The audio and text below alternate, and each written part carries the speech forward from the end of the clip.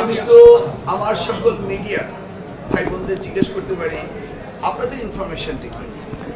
মূলত তো আমরা আপনাদের অপেক্ষায় থাকি, কিন্তু গুজব ছড়ায় কে? আপনাদের সত্যি হয়তো আমি আশা করব গুজব ছড়ানোর আগে যেন একটু ভেরিফাই করে নেওয়া হয়। এটা আপনারা ইতিমধ্যে জেনেছেন, তাই না? ধন্যবাদ। না, বিভিন্ন টেলিগ্রাম গ্রুপে আমি যদি এখনো দেখাই, মাননীয় মন্ত্রী একদম স্পষ্টভাবে দেখায়, আমি এই টেলিগ্রাম গ্রুপগুলোতে পেশাগত কাজের জন্য প্রতি বোর্ড পরীক্ষার সময় থাকা হয়। আপনি যদি দেখেন এই যে এই যে গুজবগুলো টেলিগ্রাম গ্রুপে ছড়ানো হচ্ছে, টেলিগ্রাম গ্রুপে ব্যবহার করছে, ম্যানিপুলেট করছে, গুজব ছড়াচ্ছে, কিন্তু এটা তো মিডিয়ারা শেয়ার করছে, তাই না? এটা তো আপনি না করলেও পারতেন। আপনারও দায়িত্ব রয়েছে একটি নিউজ দেওয়ার আগে সেটাকে ভেরিফাই করেন, তাই না? আপনাদের সকলকে দায়িত্বটা আছে না?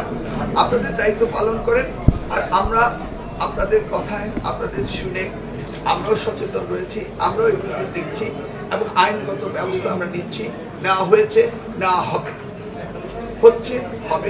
তবে গুজব যেন না ছড়ায় সেই জন্য আপনাদের প্রতি আমার আহ্বান রইল। স্যার, স্টুডেন্ট এবং অভিভাবকদের কি বলে আপনি আশ্বস্ত করবেন পরীক্ষাটা যাতে ভালোমতো হয়, কিভাবে আশ্বস্ত করবেন? আমরা তো নন স্টপ বলে যাচ্ছি যে আমাদের সকল চেষ্টা রয়েছে সুন্দর পরিবেশে সুন্দর পরীক্ষা নেওয়ার জন্য, এবং এই গুজবে না কান দেওয়ার জন্য আমরা অনুরোধ করছি।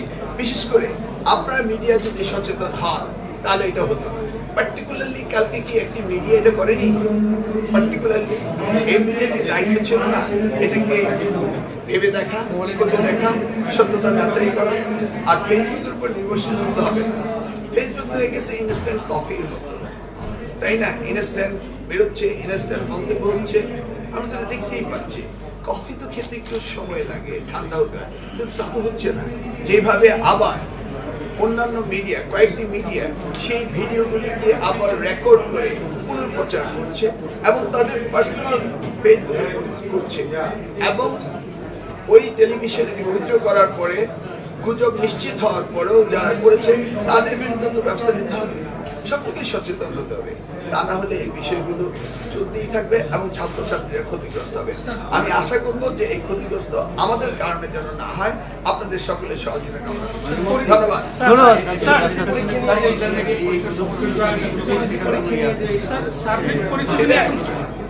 সেটা খুঁজে দেওয়ার দায়িত্ব আপনাদের, আপনারা খুঁজে দেবেন, বলবেন।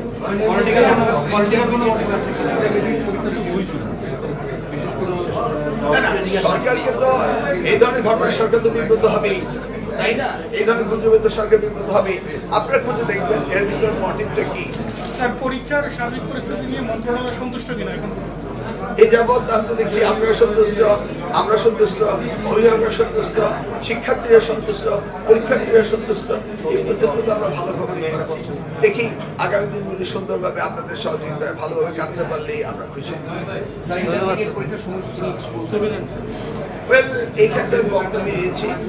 এখানে স্টেক হোল্ডার তো শুধু বোর্ড নয়, এখানে ইউনিভার্সিটি রয়েছে এবং ইউনিভার্সিটি এবং বোর্ড মিলে সমন্বিতভাবে এই ইন্টারমিডিয়েটের পরীক্ষার্থীদের তাদের যে একটা বিরাট গ্যাপ, এই গ্যাপটাকে সেশন চর্চিত হচ্ছে, সেটাকে আমাদের আস্তে আস্তে গ্যাপ করতেই হবে। আপাতত এনসিটিভির দায়িত্ব সিলেবাস কারিকুলামগুলি সঠিকভাবে দেওয়া, 2 বছরের কোর্স 2 বছর দেওয়া, এবং সেই সাথে ইউনিভার্সিটিগুলো বসে কীভাবে আমরা তাদের পাস করার সাথে সাথে অ্যাডমিশন দিতে পারে সেই ব্যবস্থাগুলো করা, সেটা আমাদের করতে হবে। আমরা মনে করি ডিসেম্বর মাস হচ্ছে পরীক্ষার মাস, সেই সময় সকল পরীক্ষাগুলো শেষ হতে হবে এবং সেই সাথে জানুয়ারি থেকে নতুন ক্লাস শুরু হতে হবে, যেন কোনো ওয়েটিং টাইম না থাকে।